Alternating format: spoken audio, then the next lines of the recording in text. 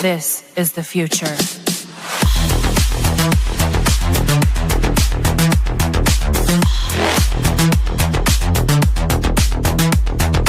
Evolution. The Crossing Realms Conference launches September 19th and 20th and will dock in Richmond, Missouri. This is already being called the event of the year, folks. With an unprecedented list of speakers and special guests, 2 days of cryptids, UFOs, and paranormal presentations, along with a celebrity-filled ghost hunt, meet and greet, gallery reading, vendors, and a film screening. This promises to be both educational and fun. Go to Eventbrite.com to secure your tickets and vendor slots before they are all abducted. They're going fast.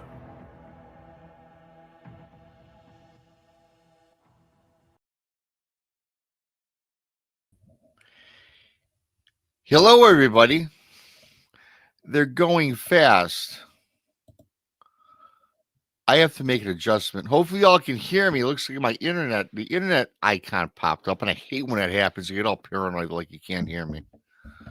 But yes, those tickets are going fast for the Crossing Realms Conference, September 19th and 20th, Richmond, Missouri. Some people call it Missouri. I know Brandi hates it when I say Missouri. That's why I had to throw that out there. She's joining me tonight.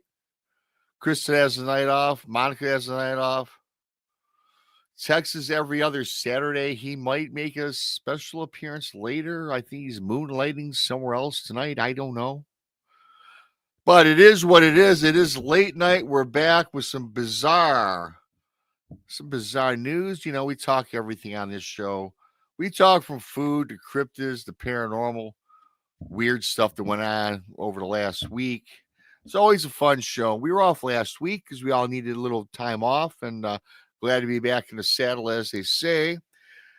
Of course, if you're new here, please subscribe to Bigfoot Michiganrob, found on YouTube, the Blondes and the Booze Paranormal Podcast on YouTube. Texas Front Porch, YouTube, Donnie Cho Says Stuff, Paranormal Paul. There's a bunch of others. I forget half the time. Truth or Tinfoil. I always miss somebody, but you know who they are. Turn on our alert bells for all the Misfit toys, Misfit Island members, whatever you want to call it. Tex coined that some time ago for our promotion for the conference, which is pretty cool. So yeah, thanks. Hit that like button. Come on in. Thanks everybody about my books on YouTube. Bigfoot Mr. Rob presents True Cryptid Encounters, Book 1, Book 2. There they are. Leave a review. It helps the analytics. It helps promote book sales. Please do that for me if you would. And, you know, that's really all the news we got, because I don't want to waste any more people's time, because I'm really excited. Because I finally have Brandi back in the saddle. 2, 3, 1. Said that out of order. What's up, Brando? Hey, what's happening? Hey, nothing. Yeah, good to see. I always seems like I welcome back Brandi from the Blondes and the Booze, because you know we're always hit or miss with you lately. Now your schedule's back in place. I get it, but you know, summertime on Saturday, we all have things going on, right? Life happens. I know I had a couple of events that you mentioned, like when my mom, so I canceled the Saturday show. Then you know we had the holiday weekend. And usually it's kind of hit or miss throughout the summertime.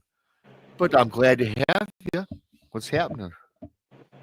Well, you know, I mean, the reason why it's so hit and miss with me is I'm doing a lot of investigations. I'm either out in the woods or I'm in a haunted building.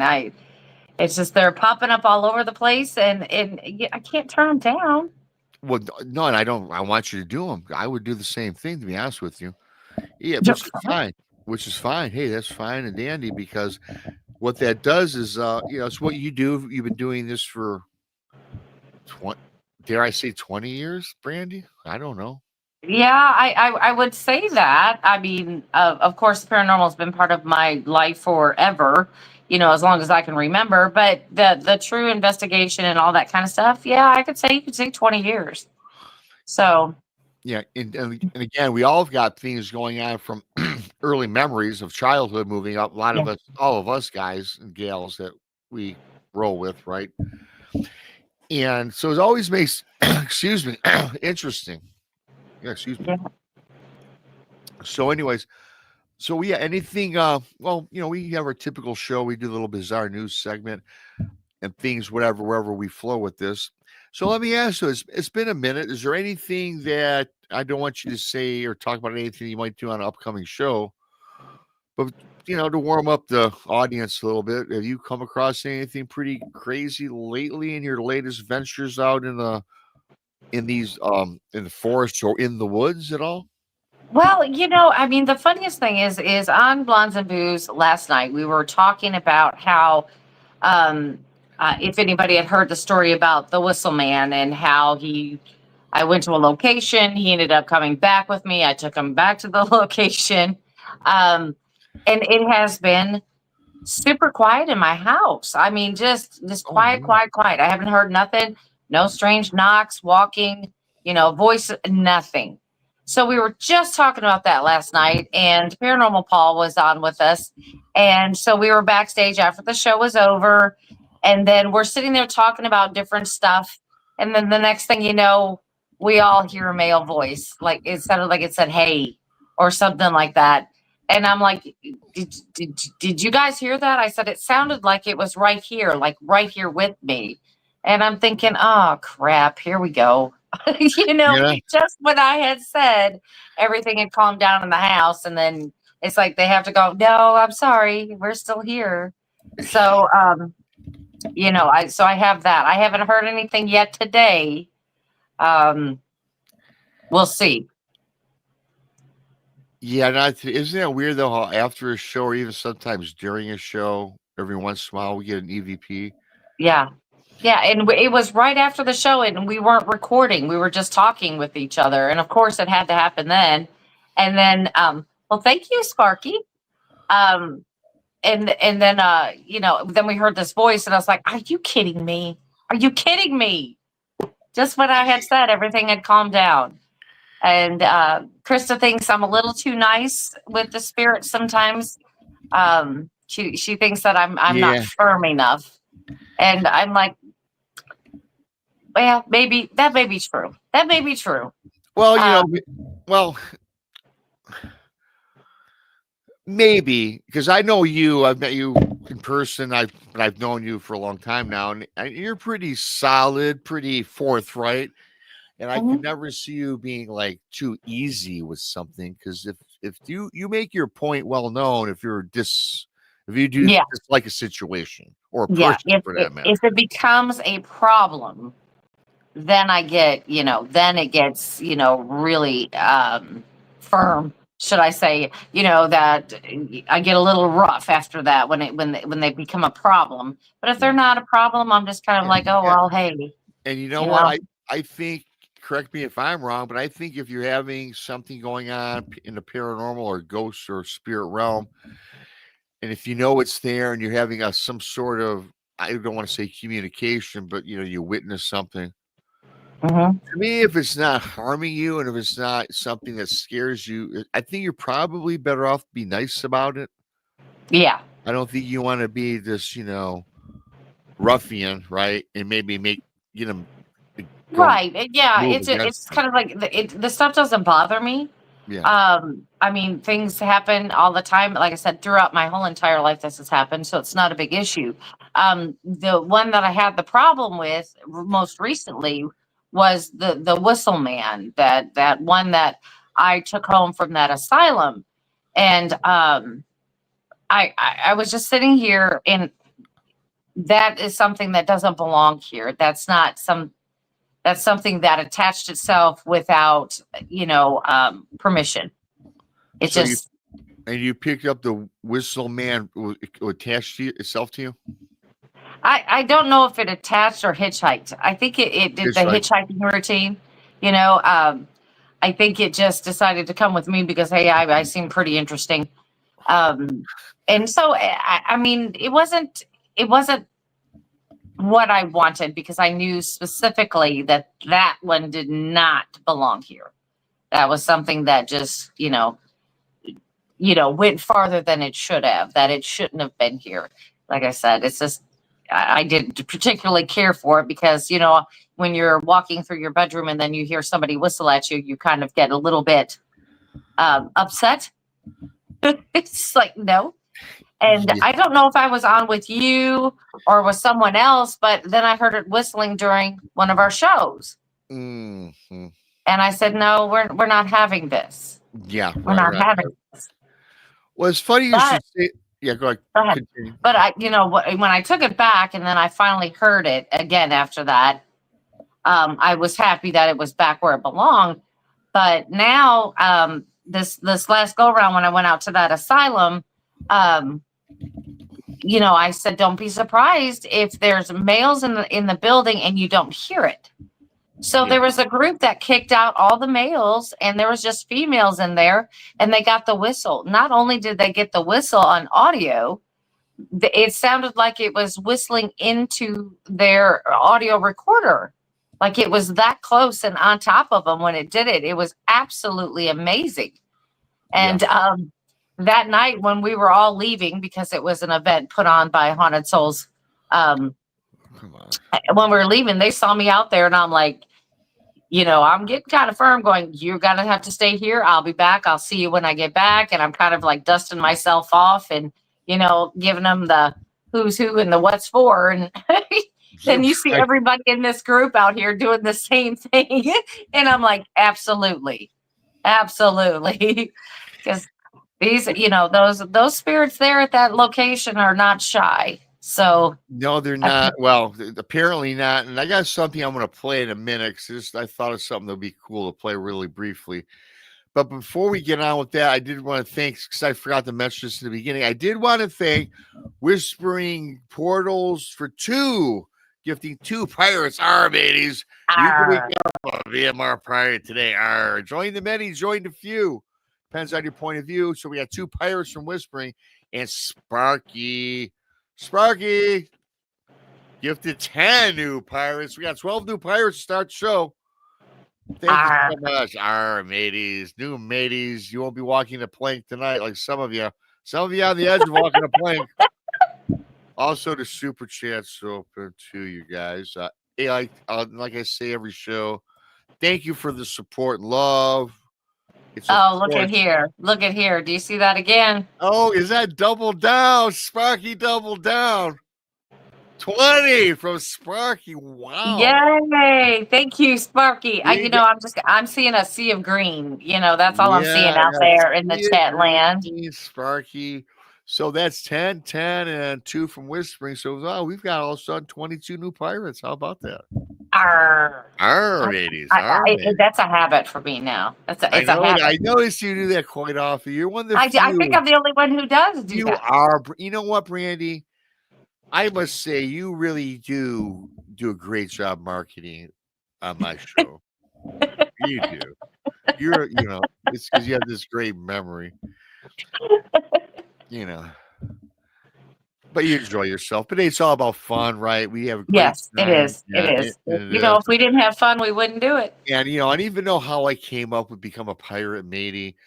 Because this, I guess the bandana, which good old BMR don't really wear a bandana in regular life. I just started doing it when I started podcasting, right? And I don't know. I've always wore braids in my hair, and tonight I'm not. Yes, I was on a podcast before this one, and I was on with 2 ladies that I know very well, and I care for them dearly.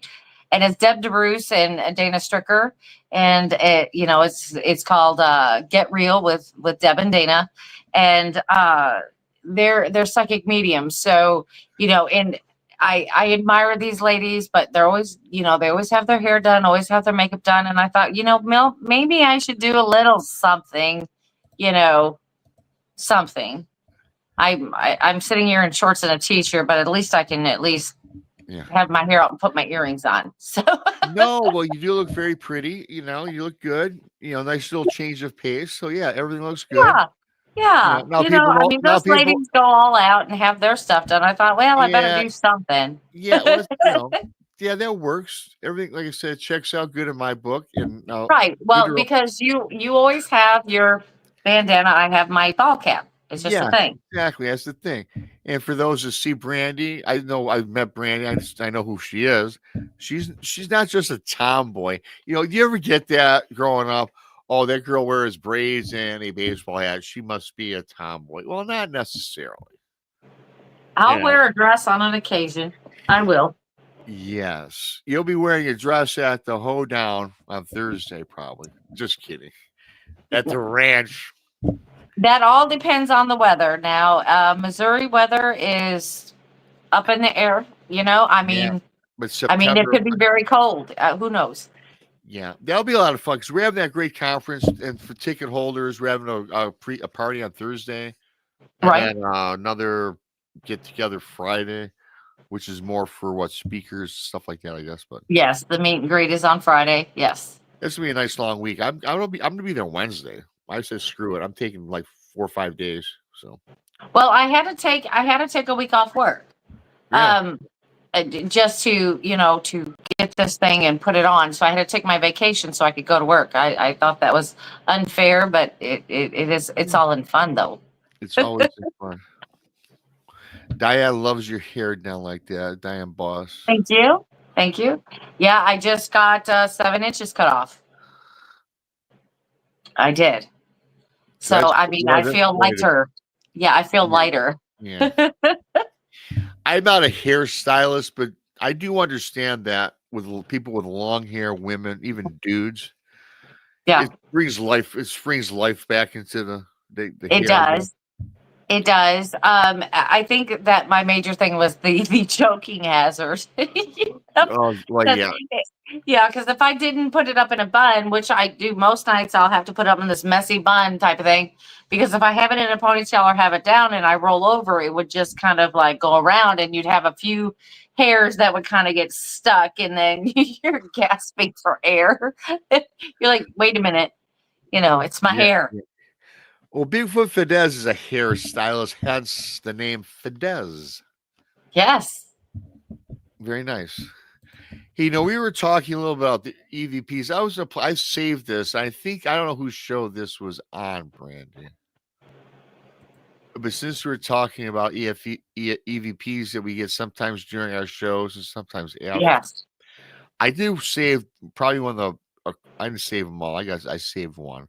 Again, I don't know if this was on the Blondes and the Booze or maybe on a show with me. I don't know. And maybe you can remember this. I'm going to play it. So Okay. everybody, take a minute. I think this is pretty good audio. Hang on. Okay. Bye-bye. Bye-bye. Bye-bye. Okay.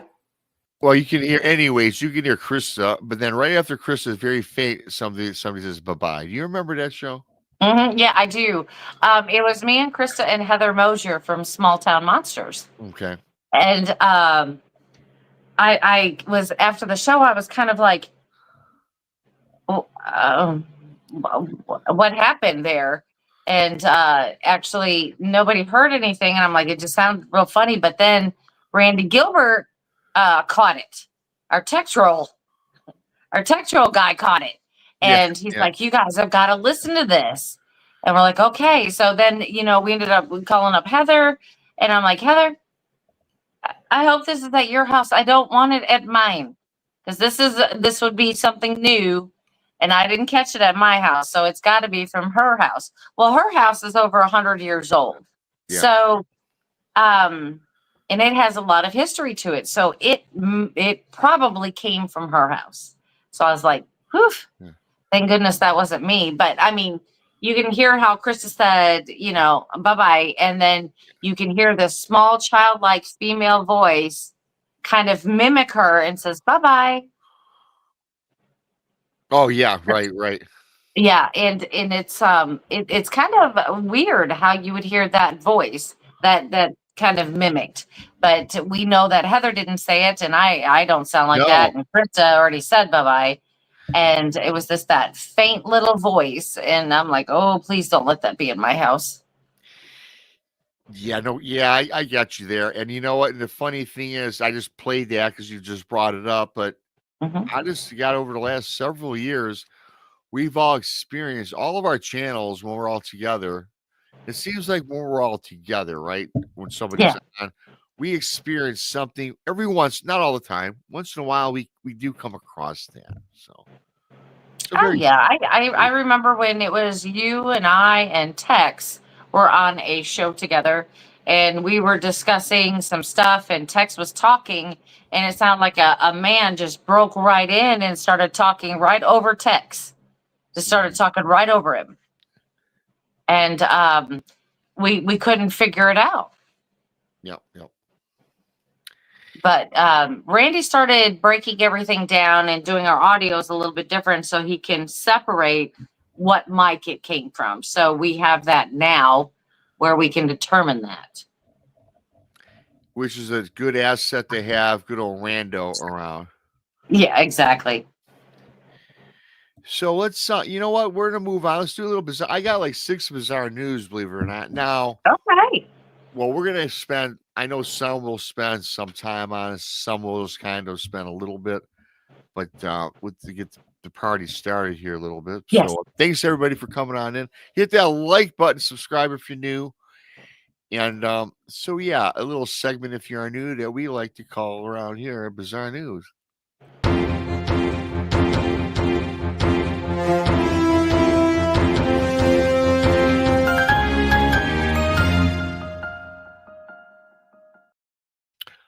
All right, everybody. And Brandi, I've got, I do have, let's see here. Yeah, this is, I thought we started it off with a little extraterrestrial something or another. I know a lot of our folks, as we were talking backstage, aren't big into UFOs and ETs, but I found this to be kind of interesting just to start it, get it out of the way. New mission to Venus aims to hunt down alien life in the planet's clouds. Man, this reported July 11th by TJ McGallagher. Researchers from the UK are hoping to prove whether or not there is alien life high up in the clouds of Venus. With surface temperatures exceeding 450 degrees Celsius and crushing atmospheric pressures that are more than 100 times those found on our own planet. The conditions on Venus, everybody, the conditions on Venus are undeniably hellish. But while the likelihood of finding the signs of life on its surface remains low, scientists have long speculated that primitive life forms could potentially eke out an existence high up in the clouds. In fact, it has been reported that they have seen some objects in the clouds of Venus where they think are actually little planetary areas of which there are bases and housing structures in the clouds, right? Pretty interesting. This is backed up by the detection of, again, for all you chemists out there, this is backed up by the detection of phosphine and ammonia on Venus within the last 5 years. Quote, our latest data has found more evidence of ammonia on Venus with the potential for it to exist in the habitable parts of the planet's clouds, said University of Cardiff astronomer Jane Greaves. There are no known chemical processes for the production of either ammonia or phosphine, so the only way to know for sure what it is when we go up there and do research in the future. Now, in a renewed bid to determine once and for all if there really is life on Venus, Greaves and her colleagues have proposed sending a spacecraft to the planet to search for phosphine, ammonia, and other hydrogen-rich gases that indicate any microbial life.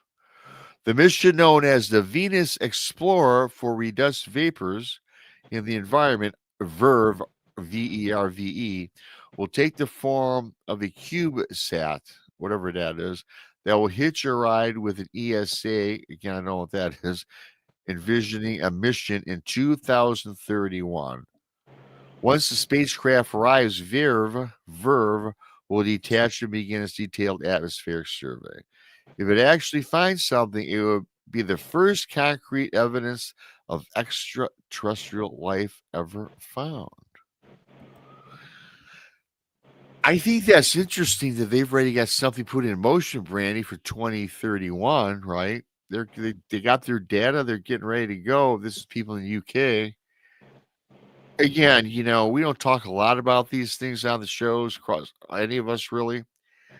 But I will tell you, whether I don't know anything about the chemicals, I'm not a scientist, I'm not a chemist. I failed chemistry miserably in college or high school, I should say, really. There's life out there, man. I don't think this is anything bizarre. I think it's a part of science. I, I mean, the whole thing kind of upsets me. I mean, if you really want to get down to it, I mean, Yeah, go. I don't think that we should be spending our money to go to Venus or wherever they choose to. I mean, Well, they need to get over, of course, this is in the UK. right? But they need to get over and figure out how to surpass the pressure barrier and get stuff down in the oceans that we have right now. I love Because that. I think that some of this alien activity is coming right out from underneath us, places that we can't get. And I think we're missing an opportunity by spending all of our money to go into space when we need to be looking right here on Earth. We've not even explored enough of Earth to determine that there are no other life forms here. And I think we need to, like I said, focus on right here, right now, and deal with maybe that later after we've exhausted all of our resources here. I just don't think we should be spending our money out there. No, I think I love your point. Or first of all, if I go back to this story a little bit, hey, it's the UK. Hey, spend what you want, and I'm all for all that. And I think there's other life out there. But what I like most about what you said, though, which we could do a whole show on this. In fact, we always talk about it. We just never do it. We never put something together. We got to do that. We always have to. I have to get those sticky notes, right? Remember the ocean, because the ocean. I love the ocean. I mean, I probably told you guys, as I mentioned this once or twice, when I was first a little kid, yes, I saw Jaws, but this has nothing to do with Jaws. I was always infatuated with the water, maybe because I live on the Great Lakes, but when I was very little, I was just so gung-ho on being a scientist that explored on the ocean. And I remember watching Jacques Cousteau, and I remember I was just fascinated with the abyss of the ocean. More so than outer space. In fact, outer space wasn't even on my. It was not even in my something I thought about too often. It was just the ocean. What's in the ocean? Because I think you're right. Because when it comes back to it, in the Great Lakes alone, there's like 3 known underground military bases that suggest that there are underground alien bases in the Lake Superior, and there's been many sightings of, and this also takes place in a part of California, but where they've seen literal objects, UFOs, USOs, they call them if they're underwater, come right out of the ocean and boom, take off. That to me is where we should spend our dollars versus, exploration of the planets. When we have it right in our backyard. Yeah, absolutely. I mean, because I've heard a lot of reports, and I'm sure this is nothing new, Right. but there are a lot of reports of these UFOs, UAPs, whatever you want to call them, but they're over water or they're close to a water source. So it just makes me wonder, are we looking in the wrong direction? I mean, yes, I think there are other life forms elsewhere, but I think that the ones that we're dealing with on this planet today with, all the things they talk about, reptilians and all of that kind of stuff, I think these are here. And we don't have the resources to get to them or find them or research anything about it. I can just imagine if we could overcome that pressure barrier, what else would we find? Even in in fish, in anything in the ocean. I mean, really. Well, that's very. I love how you talk about this pressure barrier. That was something on Netflix I'm not going to get into, which They went down to the depths of the Marianas Trench where the submarine was. This guy was so gung ho to do it. It's on Netflix where, well, their submarine, it exploded because of the pressure. Okay. But there's other people that send down these robots, and like the Marianas Trench was, I think, it's 32,000 feet deep into the ground. And it's amazing of all the life that's down there. Yeah. And they've not even explored hardly any of it. They just, you know, less than 2%. And it's hard to imagine these microorganisms, or some of them are even fish. And I was watching this, very fascinating, because a lot of the fish, because there were things that looked like fish, not like our average fish with a tail, but they were transparent and almost kind of like, yes, you can see right through them, but they can still, they adapted to the pressure. Yeah, but look at the anglerfish. It's got that little antenna that hangs off with the light bulb. Yes. You know what I mean? Yeah. You're not going to see that just swimming up at the top. No, you know what I mean? No, no, you're not. So I'm just like, can you imagine what other life forms we could find? Yeah. You know, not even alien. I'm talking about just regular. Life. Maybe even some of the dinosaurs, the waterborne dinosaurs could still be in the water, and we would never know. We would never know, and and just because we throw it out, alien. Now, when I say alien, I know you know this. I'm not just saying like ET extraterrestrials. Anything that's unknown is alien, right? And there's a lot of alien species in the ocean. Sure. And there's far more. I tell you one thing is guaranteed.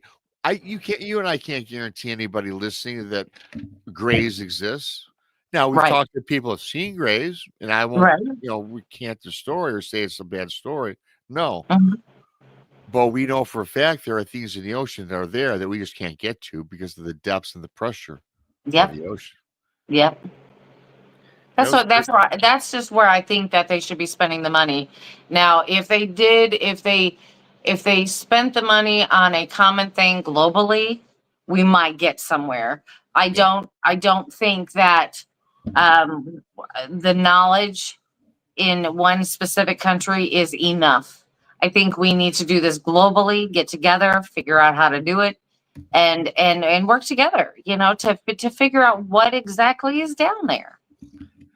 I agree. I'm with you 100%. I'm on board with that. I'd much rather spend our money here, at least where we live, on our United States, North America, here on the oceans, than outer spaces. Hey, outer space isn't going nowhere. The ocean's been here, and it's in our backyard. Especially folks like us live in the Great Lake region. I'd like them to spend more money on the Great Lakes research, to be honest with you. There's many things there it's not discovered.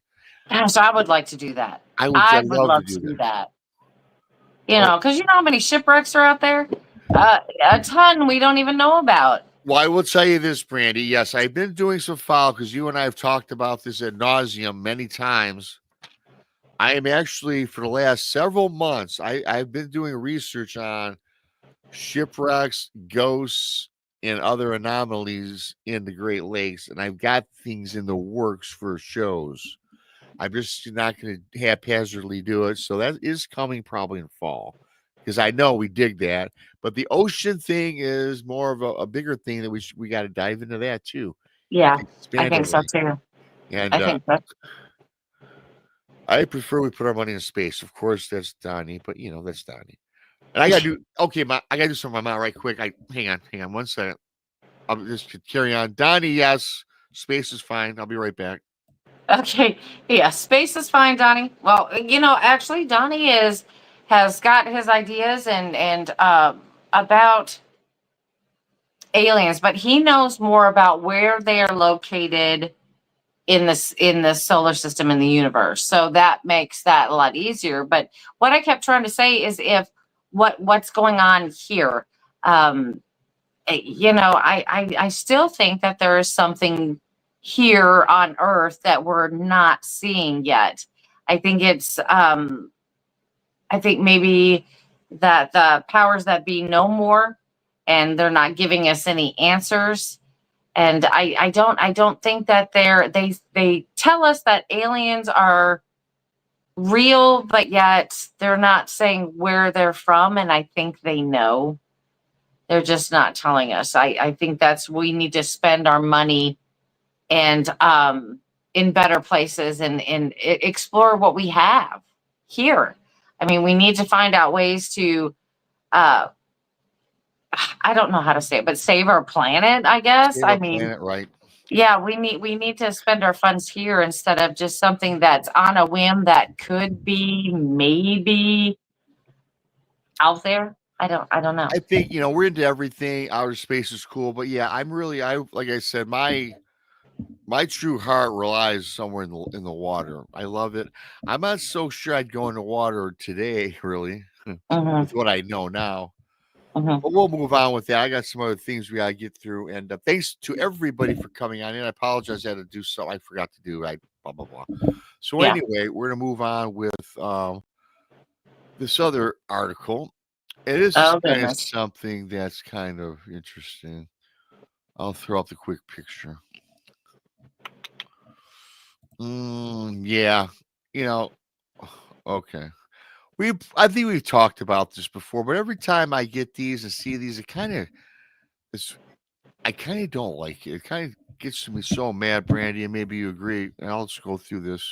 I think I know where this is going, but you go ahead and tell us the story. Yeah, I'm sure you do. Why are we so obsessed with bringing back the woolly mammoth? July 9th of 2025. You can always find these, Brandy. And I Mm-hmm. think after today, I'm going to put this to bed because we have talked about it quite often. Can we really bring back the creatures of the past? Oh yeah. Multiple companies are currently vying to de-extinct the woolly mammoth. But why are we so hell-bent on making this happen? Which I kind of agree with there. It's just the last several months, in just the last several months, the de-extinction, bringing back extinct species by recreating them or organisms that resemble them, has moved closer from science fiction to science fact. Colossal Bioscience is yet another company, Brandy, that is popped up, spending money. An American for-profit de-extinction startup headed by geneticists George Church and Beth Shapiro announced two major achievements almost back to back. In the first, scientists spliced parts of the woolly mammoth genome into mice to create woolly mice. Okay. Incredibly cute pom-pom like rodents sporting coats that express the genes of the long extinct woolly mammoths. Just a few weeks earlier, Colossal Sciences announced an even bigger achievement, claiming to have brought back the dire wolf, a contemporary of the woolly mammoth, who, like their Ice Age Proboscidean co-travelers, last roamed the earth roughly 10,000 years ago. People have been interacting with the remains of woolly mammoths for hundreds of years. Dig a It's so weird.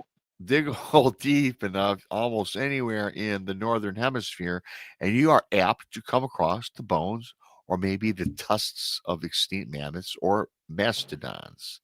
Mhm. For that matter, the same applies for any extinct life form.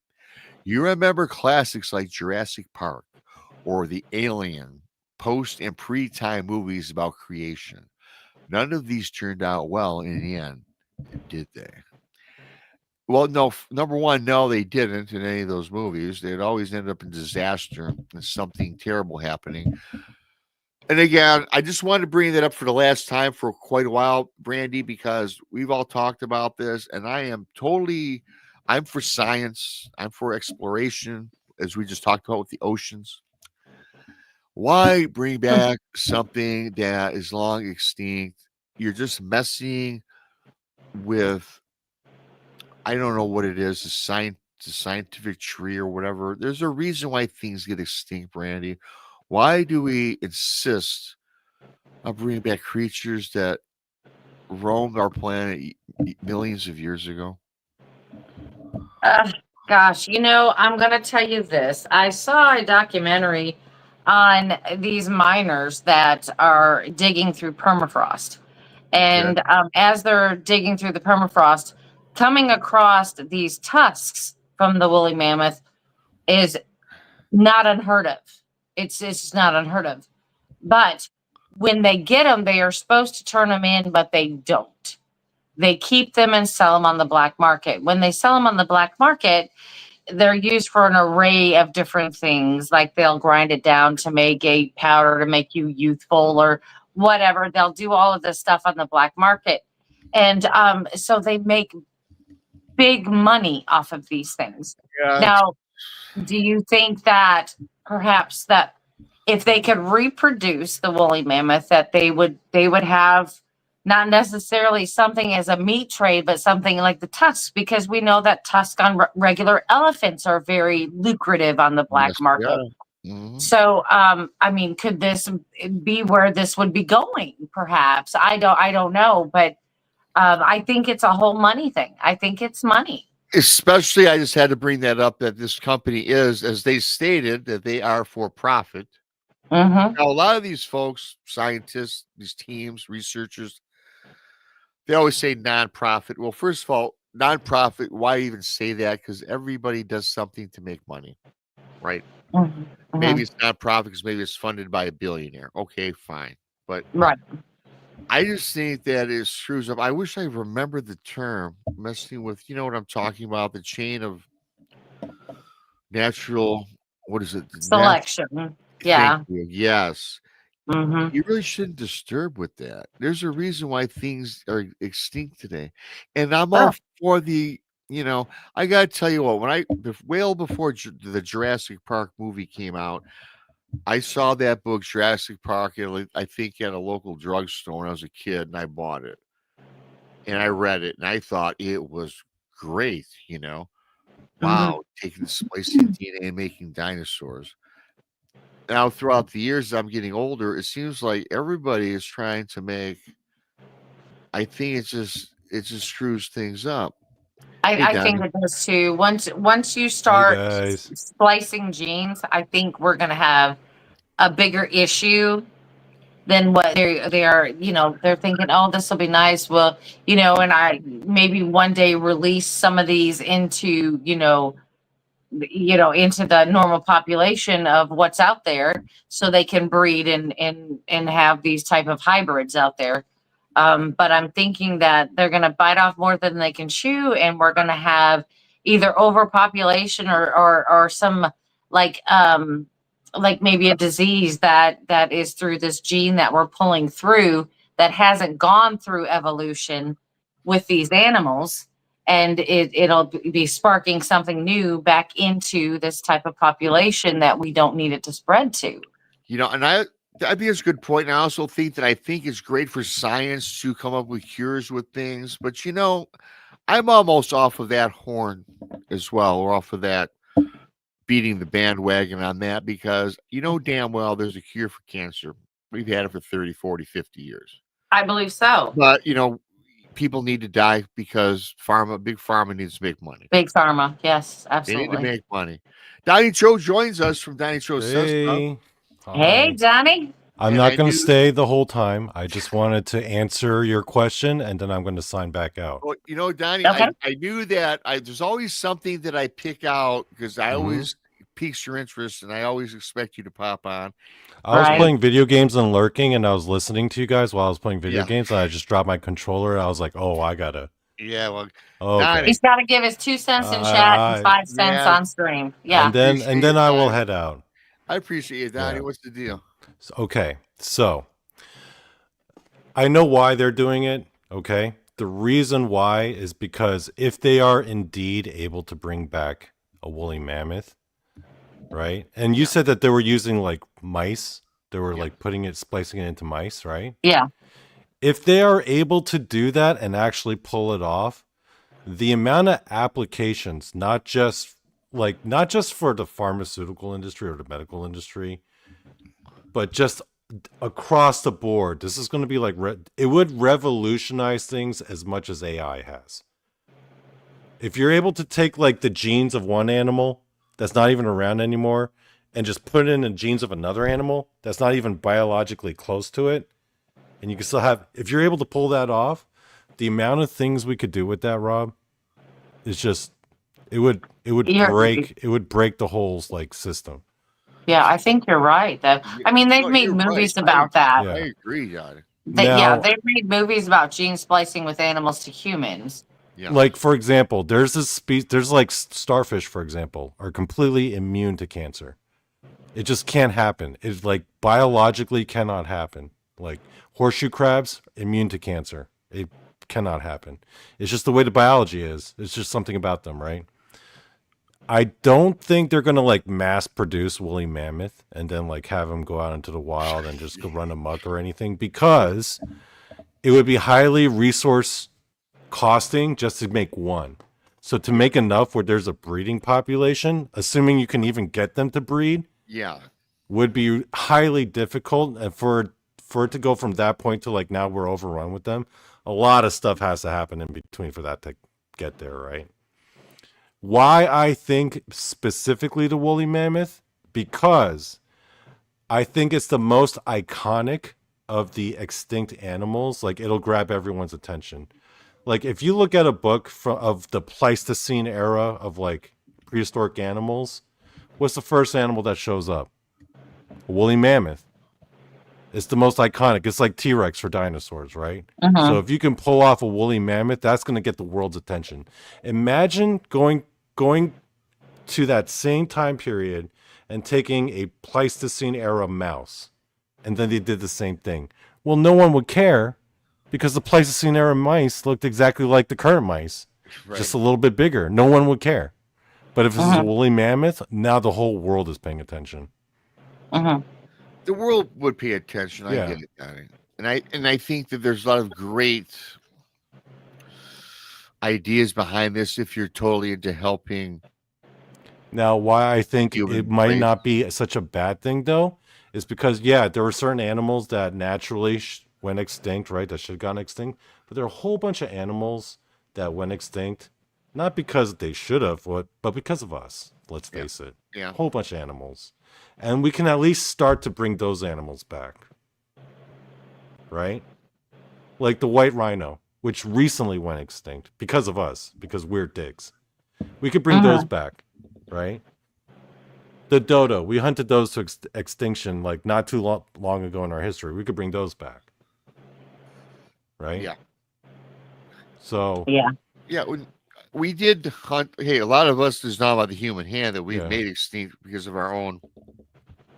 Yeah, because we were specifically we were specifically talking about animals that were naturally selected. Yeah, and with the mammoth, was it really naturally selected? Because there's a lot of like evidence showing that it was like one major event, like that Younger Dryas asteroid that hit.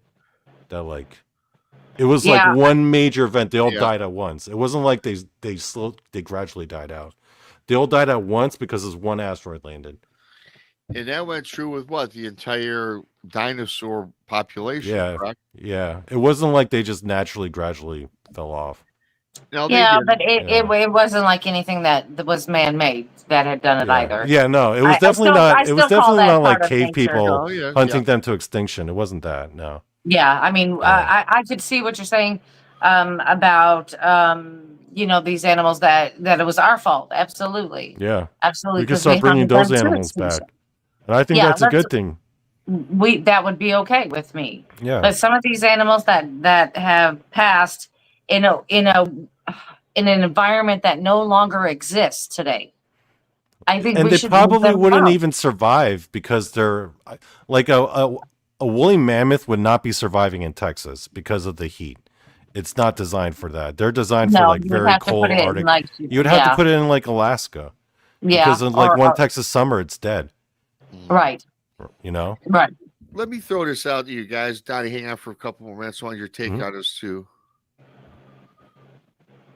And again, I'm not against the science. A lot of things you bring up, Donnie, I agree with. That you shouldn't mess with the natural selection we talked about. But however, damn well and I'm not even going to get into AI. That's a whole nother thing to open up. But do you think, though, let's say we bring back the woolly mammoth and some of these other species, which they claim they have already, do you think that, and you're pure at heart, the scientific laboratory, they just want to do the right thing for science, the good of man? You know damn well that some of these scientists are going to be given tons of money from some of these nefarious groups that Yeah. want to take their technology and Yeah. just use it as a weapon of war. Oh, you mean like AI? Exactly like AI. Yeah. Yeah, and That's I exactly what happens. anything. What's been happening with AI. Yeah. You know, that's my concern with this. Yeah. It's a Although, real hey, possibility. Yeah. It's all possible.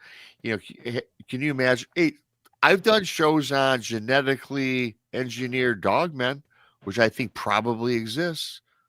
Sounds far-fetched, but I'll bet there are. I bet we've created some of these humanoids in labs that have gotten out of control with some of these upstart companies back 20, 30 years ago that are roaming free in national parks and forests. I mean, I believe that's going on. I believe there's things out there that's been man-made and not a natural process. I don't know if I buy the whole narrative of Dogman being like made in a lab, though. I'm just throwing Dogman out there, but Yeah. if we can say maybe humanoids or other creatures that we haven't maybe even seen or ever talked about, perhaps. Yeah. That has to I go mean, on. maybe. Yeah. And who knows what kind of experimentations they've done with like the occult too, you know, if you think about it, like how low would those people in those positions sink to, you know?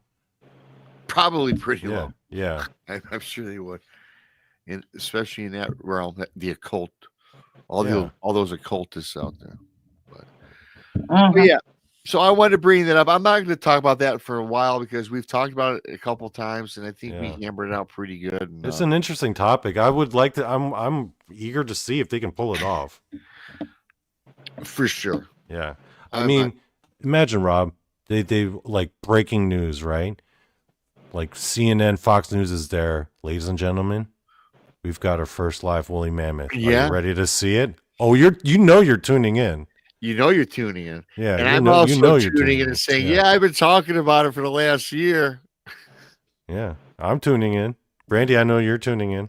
Oh, we all are. Everybody in chat was tuning in. Everybody in the I'm world. like, woolly mammoth? They got a live one? I'm ready to see this thing. Yeah. Yeah, I mean, I actually would. I would tune in. No, that would but be. I would be more interested to find out what are they going to do with it. I mean, are they just going to bring this thing to life just to test on it? You know what I mean? I would hope that just going to bring it never... to life just to test on it. Really, that's my prediction, at least. I don't know. I would think so. Yeah. I don't know if Freaky was joking because you know how Freaky is. He made a sheet. He made a mention of sheet. I'm sorry, Freaky. I always forget. I think you're a guy. Made a mention about the woolly mammoth would feed a lot of families. Use the woolly mammoth to build new pyramids. Oh boy. Oh boy. Yeah. No, but I mean, it would have its benefits. I mean, because you know, you gotta think about the buffalo and how the buffalo was hunted and hunted and hunted, you know, and now they're bringing them back, but now they're in like a sanctuary or, you know, for these animals. They're hardly left out into the wild anymore. Yeah. So I'm wondering if that would be something that they would do. I mean, just to have. I mean, yeah. But we all know that the buffalo used to feed a lot of people. It did. So I don't know. And also warmed a lot of people with the clothing he made out of it. I mean, a lot of great things. So that's what I said. I mean, it is kind of funny what she said, but then if you go back and think about it, well, I mean, it's kind of true. It would feed a lot of people, and maybe finding an alternate food source, than what they're doing with animals today. I don't know. I honestly don't know. But I think that if they're bringing these things back, they may have, like I said, some type of gene or disease or something that didn't go through evolution to get wiped out. And I tell And you it what, might bring the human population something new to deal with, you know. and I will tell you this: I don't think I'm too fond on eating something that I know was for sure created in a lab either. We probably eat it every day anyway, but to know that it's fact, like they, Well, that's why I want them to bring back the dodo, because the dodo went extinct because we like to eat them so much. And I'm like, man, how good do these dodos taste? I want to find out. I'd like to have a dodo. Yeah, I want a dodo burger. I'd like to try it out. And that would be Try dodo. I tell you what, though, the first thing I would open is the dodo restaurant. Dodo burger. Dodo burgers.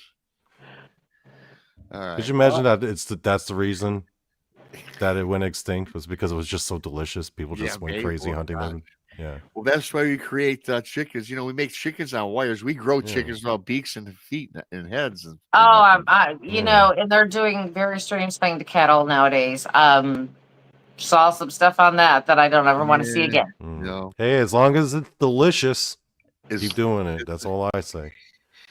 It makes me think twice about it. You keep massaging that Wagyu beef, man. Keep doing that. As long as it's delicious. Hey, I tell you what, man, there's a place that sells a Wagyu beef hamburger, and it was $78. Now, I didn't buy it. I'm like, I'm not spending $78 for a hamburger. I'm sorry. No. But it's Wagyu. They literally massage it every day, Rob. They massage my steak before I prep it, when I put it on the grill. And I massage it. I talk to it with all my oils. Literally every day. Every day. They have a professional Japanese cow masseuses. They do like the chops and everything. They go to school for this stuff, Rob. It's like a knowledge passed down through like generations in these Japanese families. And it does make a lot of sense. I've seen some videos on stuff where they're doing acupuncture on animals, and they're doing pressure points and all kinds of stuff get it delicious to animals. I see your point there, Donnie. I mean, there's people actually trained to do this to animals. You know about Asian cuisines. We really stretch for those flavors sometimes. We really stretch. You do. Yes. I was being serious, but Donnie has to pop right off. It's Donnie's show. Go see Donnie's show every Saturday. Okay, guys. At 9:30. Well, have fun with the rest of the night. I will go back to listening and being play in your the chat. video games. Yeah. Peace out. I'll talk Bye, to you Donnie. later. Thanks, Donnie. Donnie Show from Donnie Show Says Stuff joining the show. Thanks, Donnie. Yeah, I knew as soon as I said that, and I was being serious. I mean, people are getting paid to do these things to animals, and like massage, chiropractic, all kinds of stuff. And then he had to come back with that. I was like, that's true, Donnie. That's true, Donnie. It is. It's up Donnie's alley. Yeah, it's his true Donnie fashion. Here's a couple we're going to do, Brandi. I don't know how long we were going to spend on these. So I've got a couple other cool ones I know you're going to love. But I came across this. Voodoo grave robbers abundant in Benin, Africa. December 4th of 2024. So this is kind of a little bit older. Brandi, listen. More than 100 coffins have been desecrated by grave robbers, making voodoo charms from body parts. The spate of grave robberies has been condemned by officials and spiritual leaders alike in the West African country of Benin. Those responsible have been resuming, but it says resuming bodies. I guess that's right, I guess. Though I didn't edit this. Those have been resuming bodies from cemeteries, making voodoo good luck charms from the parts and selling them for a sizable profit. The desecration of graves is about money in this region, says cemetery director Joseph Afton.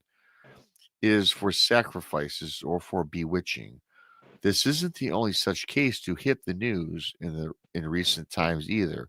Last month, 5 people were arrested in Thailand for stealing human skulls and using them to make, Brandi, love charms. Now that's bizarre news. I mean, That is bizarre. And before we get to that, no, this is a root beer. yes, I It like is it. root beer. That is what I'm drinking. Oh Everybody yeah, says my drinking my special spirits. It's root beer. oh yeah, no, because I said that to Brandy earlier when the show says it. I knew it Yeah. was root beer because I know Brandy don't drink, at least not on shows. And it does. Root beer always looks like the bottle of beer. That's why. The root Yeah, beer bottle I looks like love root beer in a bottle. It just tastes different, and it's very good. So I always drink it like that, or try to. And you no, know, absolutely. And I was telling you earlier, really quickly, we'll go back to that. And I'm out of pop. I don't really drink pop. Now, root beer is cool, but I don't buy it. If I go through McDonald's, I'll get the fountain McDonald's Coke because I do yeah, like that. But if I ever want to drink a pop, I will get it. I try to find it in the glass bottle and throw it in the yeah, freezer, make it cold yeah. because that's pretty good. It There's is good. several. It is very good. Coca-Cola back in the day out of the bottle was pretty good. But anyways, yeah. So anyway, back to this stealing. I mean, desecrating graves, man, to make voodoo charms and selling them, and some people are wearing Yeah. them Well, as love again, charms. Come on. that goes way back again to it goes beyond grave robbing, because now they're not only getting your, your gold and the jewelry or family mementos from you out of the grave. They're taking and using your whole body. They're, Yeah. they're grinding your bones up into special powders or elixirs or, this different stuff. And I think they've gone way overboard. I think that they're selling, snake oil is what they're doing. It's not good luck charms. It's none of that. I think it's, Yeah. I mean, I okay, for you to wear a necklace with like little with these bones and some suggested what they said skulls around your neck. I mean, Mhm. yeah, if you're in like New Orleans celebrating Mardi Gras, yeah, I can see myself being all funny and just sporting it because it's part of the genre and the festivities that are going on.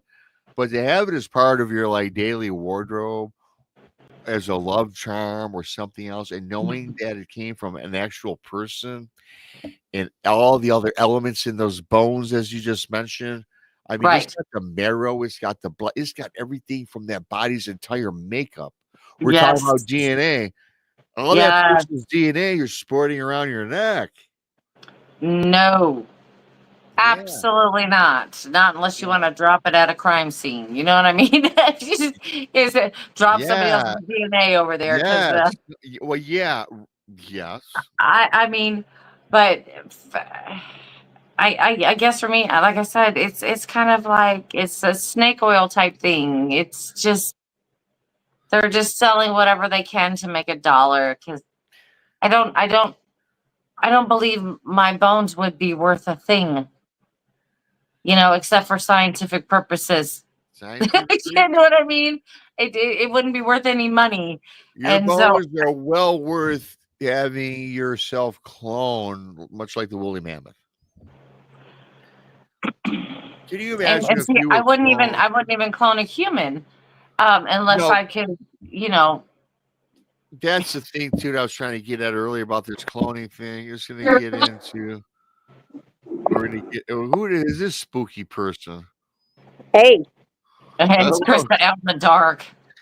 I'm actually, Krista. there's light in here. I don't know why I'm showing dark. I don't know. You remind me of myself in that meeting the other night. Yeah, I know, but right?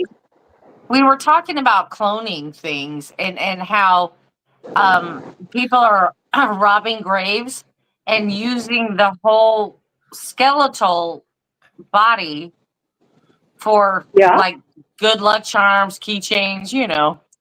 necklaces, human bodies. Yeah, would you sport a human body part around yourself as a good I mean, would you? charm? Have you heard of the body farms? The body farms. The body Yeah, farm. so there's Brandi, I'm surprised you haven't heard of it because we watch all that killing all the time. But the body farms is where they like a lot of people who donate their bodies to science and stuff, and they let them like decompose, and they get like they use it for science. You know what I'm saying? Yeah. Yeah. So there's like body farms, but I've never heard of people taking like real skulls and keeping them and using them for good luck charms. Yeah, for jewelry. That's what we're talking about. Jewelry. They're literally taking the amount of graves from people. I hadn't heard that. I got a question though, really quick. Brandi, do you have a hot date or something? Because your hair looks fabulous. Oh no. No, I was on the show with Dana and Deb DeRusse. And so I thought, those ladies always have their makeup done and their hair done. I thought I would kind of like, I don't know. Just had to ask. You look very nice. Yeah. And if it's this late, I'm definitely not going anywhere. Well, that's what I was wondering if you got in from a date or something that you didn't tell me about. No, I was on that podcast and jumped over to this one. So no. Okay. You know what? Yeah. I tried to find that podcast though, by the way. You guys should post the link. It's on my Facebook page. Yeah, but it's the link to the Facebook event. The link for the and the show Facebook isn't on there. That didn't. Oh, I am so sorry about because that. I tried to find it. Post it again. I'll post it again. Okay. I'm sorry. I was just bombarding your show, saying hello to everybody, and well, you are typically one of the main people on here, and I didn't think you're coming on. You said you might pop on in. Yeah. I seen you pop somewhere else. I saw your face all dark somewhere else too. Yeah, I was. I hopped in on Paranormal Paul's show. Oh, okay. Yeah. So here I am. Well, but it's been pretty active here tonight. So we've been doing EVP sessions down in the basement, and I'm going to walk up. Actually, I'm going to walk up to the upstairs, and I'll take you guys up there. Yeah, well, on your way up, Brandi, step away from anything creepy or anything. Nah, it doesn't have to be creepy, obviously. Anything you come across today is kind of interesting? Not really today. I mean, we've just been like showing people how to do EVPs and stuff down in the basement. This is my first time being upstairs tonight, so. But I can. Yeah, we'll take you. Yeah. Walk us through something. Hey, really quickly, I noticed a few new folks in the chat room. If you're new, please subscribe to Bigfoot Michiganrob on YouTube. And of course, the Blinds and the Booze Paranormal Podcast. That's Brandi and of course Krista, who just popped in. Yep. And our buddy Donnie Cho just left us, Krista. He had to pop on about the woolly mammoth for a little bit. Donnie Cho says stuff found on YouTube. Okay. Well. Yeah. So I am going to walk in here, see if there's anybody in here. I don't think so, and it's nice and cool in here. Oh, yeah. Ooh, it feels crazy in here, too. Okay, I am in here by myself. So, holy cow, there's definitely something in here. So, in this room here that I'm at, I don't know if you guys can see. I wish you guys could see it. I see something red. Is that a flashlight? That's my light. But, so this is the king's room. And I actually had my hair pulled in here before. Really? Yeah. And then there's this nice little seating area over here. I don't know if you guys can see. I can kind of see, yeah. Like show you guys. It's a very nice place here, and this is the place to sit because the air conditioning's running. So I can sit right here and talk to you guys. I'm by myself. Oh, wow. Oh, I like the red light there. It's really kind of... Yeah, well, I carry a red flashlight instead of the white one so you don't blind people. Yeah. Yeah. And don't things show up better, too? If I heard this, like even if you're out in the woods, if you have a red or a different colored flashlight when you're out investigating, isn't that supposed to be better to see things when you flash it in their direction? Or is that I think the red light, it doesn't like attract the bugs and stuff. Ah, for sure. Being outside. So I like my red light. I ghost hunt with it. And so maybe you guys will get lucky and something will pull my hair again in here because I'm literally sitting in here all by myself. Oh, nice. Oh, hang out with us. Well, we're there with you. Yeah, we're here now. Well, I'm the only living person in the room here. Okay. We'll go with that. The only living person. And I am in the king's room. And it's nice and cozy and comfy in here. There's a window air and blowing right on me. There you go. Yeah. But anyway, getting back to our subject while we're waiting for her to get her hair pulled. I just don't think that I could, even when people talk about cremating their loved ones and stuff, and they wear them in on their bracelets or a necklace, or I don't think I want to do that either. Me either. So I don't think that would be. I mean, that would not be something that I would be up for, I guess. Mm-mm. When my mom passed away and my grandma, they both wanted to be cremated, and we had them cremated. However, like my brother's like, do you want some of their ashes? Because we ended up buying a plot and burying their ashes. And my brother was like, do you want any of their ashes? I'm like, no, I don't. I don't know. And I get where some people want to keep their loved ones. I keep my dogs, and that's it.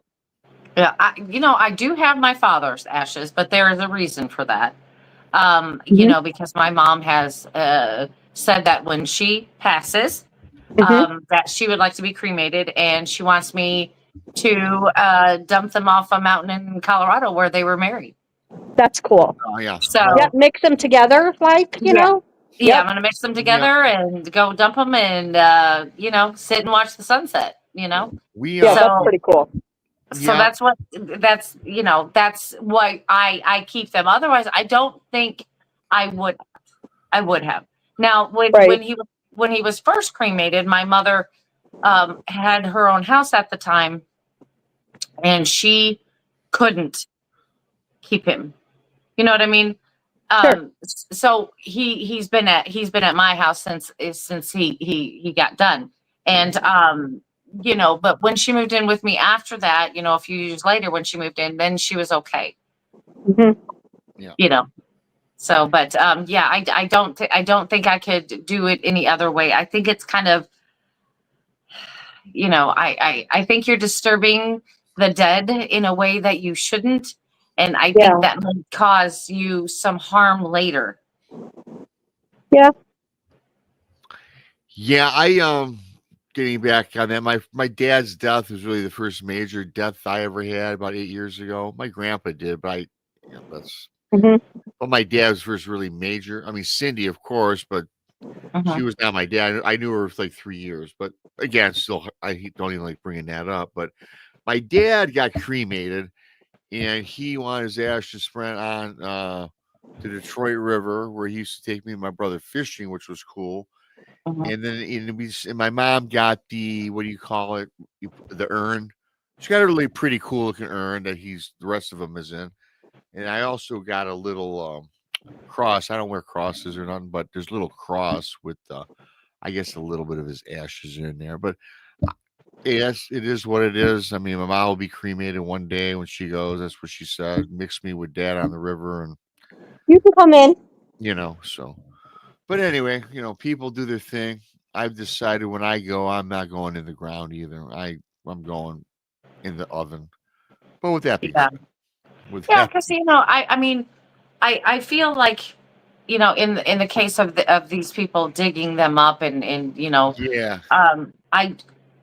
don't know. I just there's something about disturbing somebody's. Hey, listen, this is great, Robin. Great, and you're just desecrated ground. Yeah, it's like disturbing somebody's spot it just sounds wrong. So when you guys die, what do you want to be buried or cremated? No, I'll be cremated. I think I'll be cremated too. I too. believe so. Me too. Yeah, if people want to sell my ashes, fine. I made a joke a few months ago about what to do with my ashes, but we won't repeat it on this show again. But yeah. Yeah, I mean, I don't feel like I need to be taking up more room on this earth. Yeah. You know what I mean? Compact me as much as possible. And you can do that with me and this, that, and the other. And the other thing is this, just have the idea of myself being lowered in my body while it's still, together, freshly dead, being lowered into the ground just to deteriorate away and maybe have some grave robber. I mean, it's not going to happen 6 feet under. I don't think so. But just that whole idea of the worms running through my body and stuff, I don't dig that. I mean, you won't know it. You're gone anyway. But just the thought, Yeah. just Yeah, kind of freaks me out. Yeah, I mean, I just, that's just something that just it sounds wrong. Maybe it's because of our religion. Maybe it's, the stories that we've heard, or just the creepiness and the weirdness that we're into. It just screams that it's wrong. That's more of an influencer, I think, for us because of this too, as well. But with that being said, I got another one because we got a couple more Brando to get through here. I'm glad Krista joined us for a little while here. Hopefully something happened. And this is kind of weird. Item number 4 tonight is witches face jail for inaccurate predictions. Can you believe that? Witches in Romania could face jail time if their fortune-telling predictions turn out to be inaccurate or not correct. This comes as another blow to witches practicing in the country of Romania, following new laws last year that recognizes witchcraft as a profession, and witches are now required to pay. Practicing witches are now required to pay income tax. It's not funny. It's not made up, you guys. This is a true story. Witches unhappy with the changes and the charges were said to cast spells on the government in protest. Notably, 2 higher-ranking officials have suddenly lost the ability to speak, with the other hanging himself off of a balcony days after losing his ability to vocalize. More news to come, and that's all I got on that. I thought it was interesting, yet this is something that's going on in Romania. They've recognized witches as a thing. They are now allowing them to practice witchcraft, and they can charge you for their whatever it is, predicting the future, casting spells on whomever. They have to pay their taxes. However, on the downside, if you do indeed tell Brandi that she'll be married in 3 months and Brandi fails to get married in 4 months, that is boom, a slam, and they will go ahead and get rid of the witch. So I don't know what Romania is all about. What's your thoughts? I mean, first of all, I mean, even in the United States, psychic mediums who give readings and tarot card reading, palm readers, they all have to pay taxes. I mean, we already have that implemented in the United States. Yes. But as for the bad readings or the misinterpreted messages or whatever, I don't think that's quite right, because if you're reading somebody's fortune, there's so many variables that are in that. I mean, somebody can only tell you, hey, I'm going to get married in 3 months. That's only unless, okay, say my boyfriend was good to me and didn't cheat on me and blah, blah, blah. But after she had given me that reading and my boyfriend decides to cheat on me and I find out about it, it's not their fault. That's a variable that they weren't accounting for at the time that they gave us the reading. So I don't think that it should fall back on, per se, the witch or the reader. I think that's a variable that they can't account for. Well, and then you talked about like the paying of the taxes and stuff. If they do it as a business, then they should pay taxes, I think. Well, yes. I mean, even in Louisiana, I mean, when you have them down there selling the potions and the things like that for your ailments, whatever, they have to account for all of that. They have to pay taxes on that. Yeah. So just like us, we're Bonds and Booze. We are LLC'd. We pay taxes. We pay taxes. That's yes, right. We do. Yep. We pay taxes to tax everybody. Yes. So we do. And that's okay. And that's perfectly okay. But I don't think they should be held liable if a variable changes from the time that they give their fortune telling whatever. I don't think if a variable changes from that moment till the time they give, I don't think they should be responsible. I think that's kind of like nonsense. Yeah. I think that's nonsense too. It's Yeah. like anything else, you know. Your Unless they're tax- like, they would do like a not-for-profit or something, you know. Yeah. Or, you know, unless this is a way to get rid of, because we know that there are a lot of fortune tellers, we're just going to call them that, fortune tellers that Mhm. do give false information just to get that dollar, that Yep. they have no true vision, that Right. this is just something they learn how to use psychology and to read body language. Right. So they use these items to tell this stuff, and maybe that's to get rid of them. Yeah. Could be. What do you guys think about this idea that they suggested that some of these governmental officials all of a sudden lost their ability to vocalize, and one person hung himself? They're putting two and two together and suggesting that it was the witches because of their protests about this law. You think that's just made up? You think that maybe, because I believe that spells can be cast, right? I mean, why not? I believe that. Yes. I also believe that they can manifest that stuff themselves. Right. I believe that too. Yep. There's so many That, things. you know, if they're just having a bad week, because we all have them. I mean, and then they, you know, this just so happened to have happened, and so they're saying, "Oh, this witch put a curse on me. I'm having a bad week." Well, you know, that's not necessarily the truth. Right. But then there's other people so worried about it that bad things start happening to them because they're worried about it. They're manifesting it to happen to themselves. Right.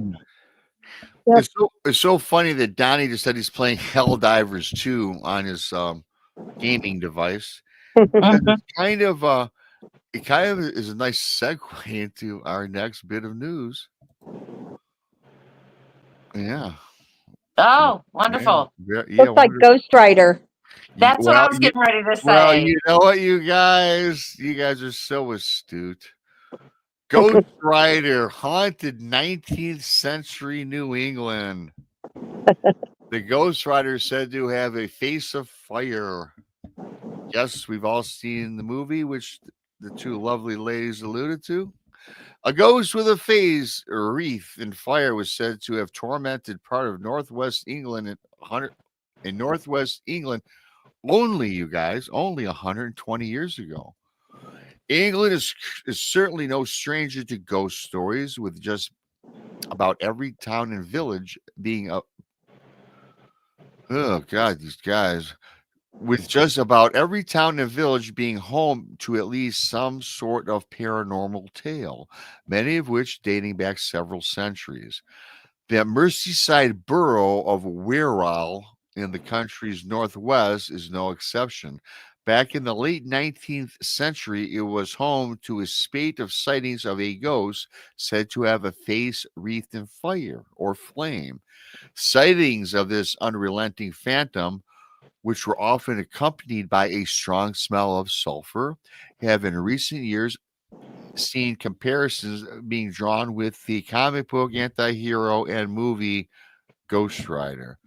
Referencing to this terrifying specter can be found in a newspaper article published just before Halloween in 1887, which described it as having a face smeared with phosphorus, which gives the appearance of a ball of fire. According to local reports at the time, one woman who encountered the ghost was so traumatized that she was left bedridden and in a state of shock. Witness accounts of its attire varied, with some reports indicating that it was wearing a long military coat and others claiming that it wore a rubber dress and that it was coated in grease. Others, again, even claimed that it had devil-like horns and a hollow sepulchral laugh. So great was the level of fear instilled by the ghost that for a time, many were too scared to venture from their homes at night in fear of running into it. While local police were left to attend the sites of numerous sightings of this specter, Many of the local police had the soles of their feet burnt and blistered. Others were hospitalized with severe heat exhaustion, leading to one reported death as early as 1937. After a while, the sightings of the ghost of the fire demon dwindled down. Some spiritual leaders speculated that this evil entity possibly moved on as his desire to claim souls or whatever his intentions were had been satisfied. To this day, no logical explanation has been determined. I don't know, you guys. I guess anything's possible. Mm-hmm. The thing that really, I guess, bothers me the most is the smell of sulfur. Yeah. Mm-hmm. That gets to me the most because, of course, we all know what that points to. Yes. And the long military coat and like the rubber dress, I guess, depending on how you're looking at it, could be the same thing. Mm-hmm. But I don't know about the burning, like the head being in flames, and I don't know. I don't know about that one. Well, we've all heard ghost stories, and you guys research in the paranormal, and I know you've seen your share of apparitions, as have I. But I don't think I've ever counted or spoke with anybody where they have come across something like this, like the movie Ghost Rider, let's just say, right? Right. Well, I've never heard that. Now, I've heard of people seeing other people, like what they look like after an accident or something like that. Sure. What their body looked like after the fact, Right. but not like in flames or anything like that. Which is it's kind of scary. I mean, if it is true and it's real, that's a scary thing because that's Brandi, pointing in a bad direction. So, Brandi, do you remember the picture we did? I had showed from when I was in PTF that Tom Halstead had taken. Yes. There is a picture of a fire person, and we showed it on one of our shows. Mm-hmm. Mm-hmm. Which, we can't, we have no idea what that thing was. So there's a picture of a fire person. What they Mhm. look like? Mm-hmm. But it's a ghost. Oh. Yeah. Knew the guy who took the picture. You guys want me to go up to the tower where the nasty guy is, or sit here? What do you think? Oh, you're fine. We're almost done here. You're good where you're at. Yeah, no, Okay. I'd like to hear more about this picture. What do you guys, from both your perspectives, what it looked like? It's a person on fire. Yeah, walking down steps. Mm-hmm. So is there like vivid flame around Yep. picture or Yeah. something? Yeah. Yep. I don't remember what show it was on though, but it was one of Blondes and Booze that Brandi and I showed it. Do you remember that, Brandi? Yeah. And like, again, I think we had the same conversation that I'm not sure where this thing would fall into. I wouldn't call it a spirit or something like that. I don't exactly know what would I call it. Mm-hmm.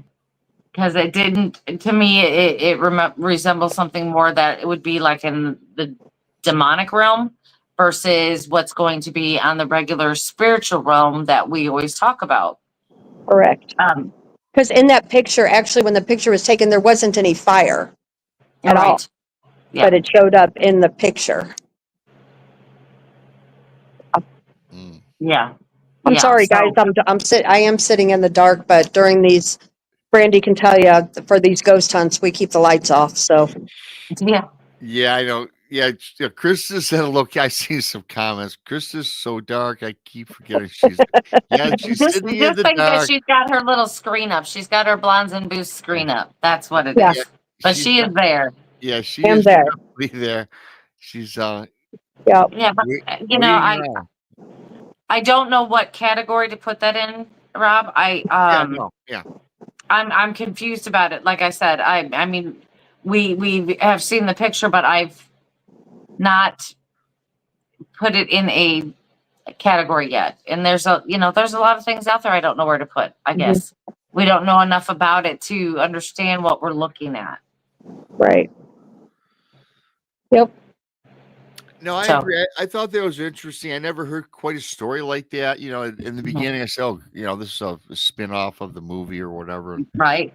But I guess this was back like as early as in the 1800s and as early as 1937. And the thing that I'm always fascinated about is, especially in New England, you know, with we all know about the witch trials. We all know about that. And we all know about New England in general, just being a pretty haunted place overall, Yes. right? Yeah. Let me ask you two, have you guys ever ventured out to New England, do any investigations? Brandi has. The Conjuring House, absolutely, and Lizzie Borden, and you know, I've been to Salem and all of that kind of stuff. Matter of fact, I got my Salem shirt on right now. Oh, wow, okay. So yeah, I've been out there, and it's weird because you know, we talk about haunted lighthouses and all of this other kind of stuff.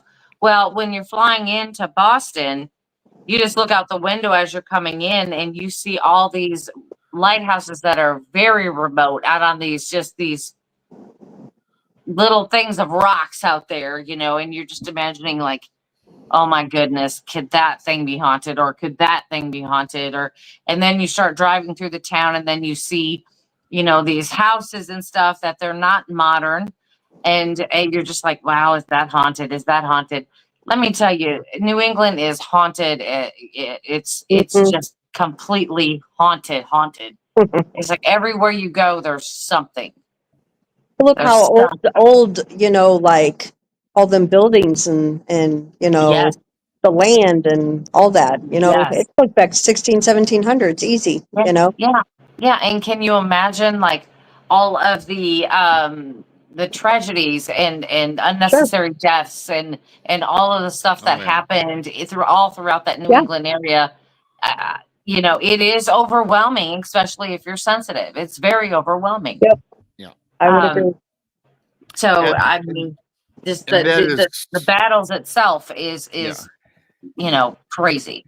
And like you guys said, it was a tragedy overall because most of those women were not witches. In fact, one of the tests was, of course, we all know about burning at the stake, obviously, if they survive. Oh, yeah, and then the drowning thing. And the drowning thing, you guys. Yeah. Well, what we're going to do is we're going to put your feet in chains and cement, throw you in the lake. If you survive, well, boom, our bad. You're not a witch. Come on. Of course you're going to die. I'm kind of thinking, shouldn't it be the other way around? You know? You know? If you pass away, well, I'm sorry. Yeah. Oh, you well, know, sorry about that. I guess we messed that one up. Yeah, we messed that up. Not the other way around, like, hey, right. I'm gonna drown you. Yeah. But if you live, sorry. No. Yeah. It should be the other way around. So absolutely, you know. Yeah, and it's like I said, you know, and just with the government things that happened up there in the 13 colonies, the whole 13 colony thing is just simply amazing. But man, the tragedy and all of that went on. Gosh, you know, that it's just, it has a different feel to it. I'll give you that. Just being there, you feel different. Mm-hmm. It's kind of like you went to a different country. Yeah, for sure. And really quickly, I did want to do this for a Bigfoot Fed. She's kind of newer here. Pretty cool, always in the chat room. Now, she had a couple quick questions. I'll just give it to you guys and we can wrap it up. First question, and I know you guys, we've all talked about this. Your first question is, what do you guys think of Ouija boards? This is from Bigfoot Fed. And then she also asked, her follow-up was, I played with one when I was a teenager and turned on the lights and, well, they blew out. I imagine the lights. So generally speaking, we've all talked about Ouija boards, and I think we talked about your intent and you got to close it out. I'm not going to give up all that info. So really briefly, to close out business, just close out the show. What's your overall, again, And somebody mentioned, yes, Ouija boards are controversial, this, that, and the other. So really quickly, I don't care about them either way. Neither Yeah, way. I don't. It's the board's not the problem. It's the person Right. that's doing it. So a board is just a board. It's a tool, just like EMF meter or anything else. It's a tool to use to ghost hunt.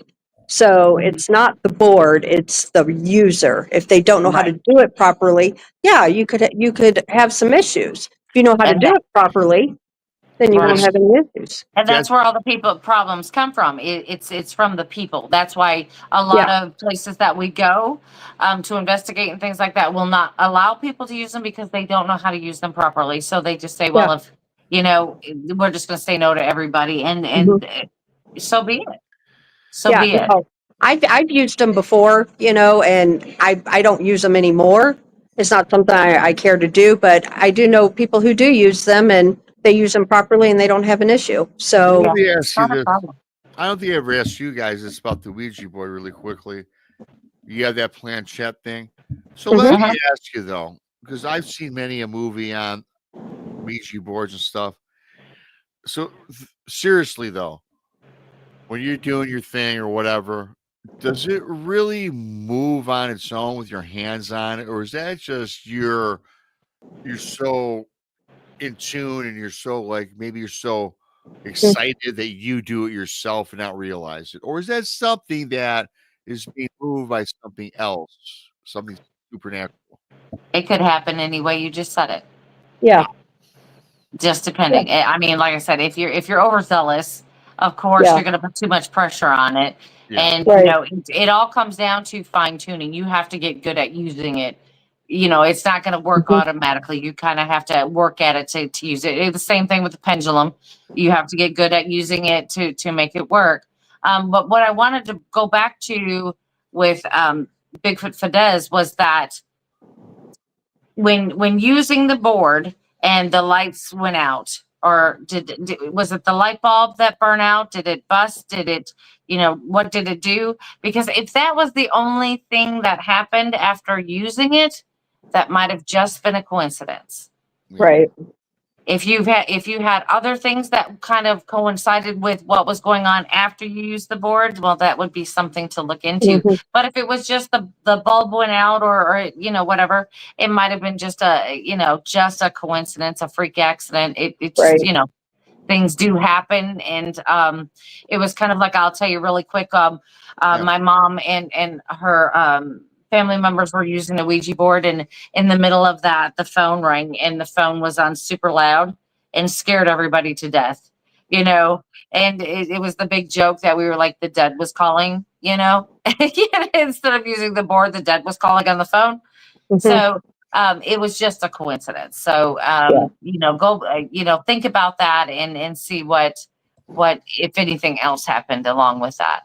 Yeah, she kind of answered you, said it burnt out, and another time was going to see a medium about my dead cousin, and the light in my house also burnt out that day. Then I turned it on. So, I mean, again, possibly something. Yeah, possibly something, but I would lean towards coincidence. Yeah. I would lean towards that. And I guess she has some witchy grandparents, I guess. But anyways, I mean. Yeah. I don't know. You never know. And here's the thing, too, but talk about the Ouija board, we can wrap it up. As far as the Ouija board goes, I'm with you guys. But there's no difference in me going out, grabbing some chalk at the end of the show, going out my driveway and drawing a pentagram and sitting in it and trying to do some weird stuff. That's the same thing, isn't it not? It's all about your intent that you put into whatever you Well, I wouldn't be going out and drawing. I was just ready to say that. Yeah. I wouldn't go out and do that. That could be asking for trouble. Well, yeah, but it's no different than a Ouija board. Yes, it is. Yes, it is. It depends on which way you draw the pentagram, which way you sit in it. It's like, don't mess with the pentagram. So don't do that, because I was thinking about doing something like that. Yeah, so there's good pentagram and there's bad pentagrams. The bad pentagram is the two of the points ears. Up. Yeah. Yeah, they're gonna point up like that. It looks like the face of of a Of demon. the devil. Of the devil. Yeah, it looks like the devil. The other one is like the star is going to be like this. Yep. But and that's fine. But if the two ends are pointing up like this, well, that's the sign of the devil. So think about how you draw a star. yeah. Think about it and which way you're going to sit in that star. Just saying. Sit at the end, in between the horns.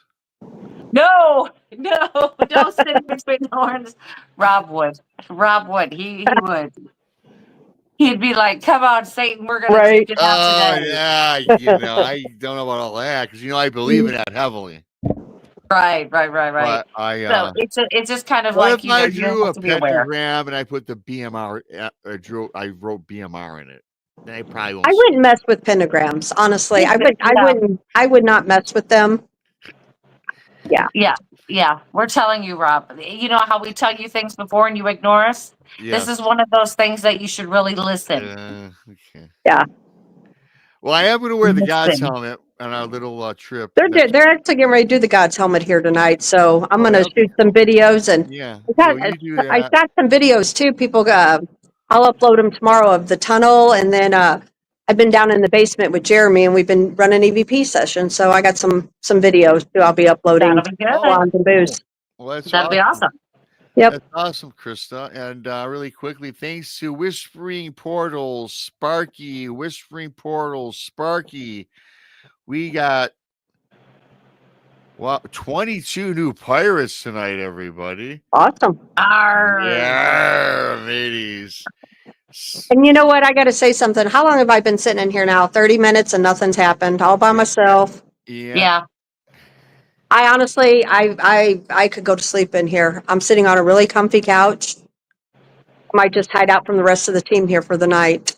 Just make sure you set your alarm. Right. Yeah, you've been here for a while, and proof's in the pudding. It's not every time you go out, everybody. Researching, whether it's paranormal or cryptids. True. It takes hours, days before you might get any activity. I've been in this room here, and it was so active. Like I said, I've had my hair pulled in here, and then like now, I've been sitting in here by myself with you guys, and absolutely nothing. Like maybe they're just listening to us. Yeah, maybe. Yeah. And you watch Brandi, Krista, when we end the show. All of a sudden, Chris has been, oh my God, you guys, if you'd have stayed on 5 minutes longer, I got all this crazy shit happen. I've been looking around for shadows. I've been, nothing. Oh, gosh. No noises, nothing. Yeah. Well, anyways, thanks, Krista, for popping in. Thanks to Donnie who popped in and gave us his 2 cents on an earlier subject. Brandi, of course, great to see you once again. Thank you. It's good to be here again. Brandi was all dialed up tonight. I know, man. I seriously thought she had a hot date and didn't tell me about it. Well, like I said, I've got a t-shirt and shorts on, so it's not all that dolled up. Well, of course, we're all from the waist up, right? From the waist up, we look great. Yeah. I thought Brandi was just doing it on because she knew it was just to be her and I tonight. So I figured, she didn't look all special. But she had another podcast with 2 other women, so she kind of want to keep up with the Joneses. Yeah. Right. Great show. Thank you so much. Thanks everybody for coming on in. Yep. Hit that like button on the way out. Don't forget to subscribe to BMR and the Blondes. If you're new, especially. I've seen some new folks in here, and thank you for your. We're glad you're here. Glad you're here. We do this every Saturday at 11. It's always a lot of fun. And usually it's Brandi, Krista, and Monica with me on Saturday night, and the girls are on Wednesday, Thursday, Friday. Well, they're on the Blondes and Booze are on Wednesday, Thursday, and Friday. Yep. Turn on the alert bells for them. They always have great shows. I'm on 3 to 4 days a week, sometimes Fridays. It takes me a long time to put shows together for Friday because I really try to do my best on those, so I don't put out anything because they're all story shows, and I'm doing a werewolf series. And that's kind of hard to get together. And of course, this is summer, man. It is what it is. Yeah. So, but thank you very much to everybody, and you girls, of course. And I'm just wasting a little time because I got to find the exit. See y'all later. Good night. Bye, everybody. Bye.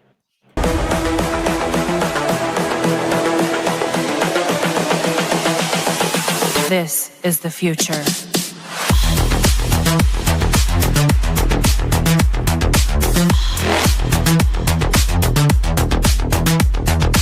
Evolution. The Crossing Realms Conference launches September 19th and 20th and will dock in Richmond, Missouri.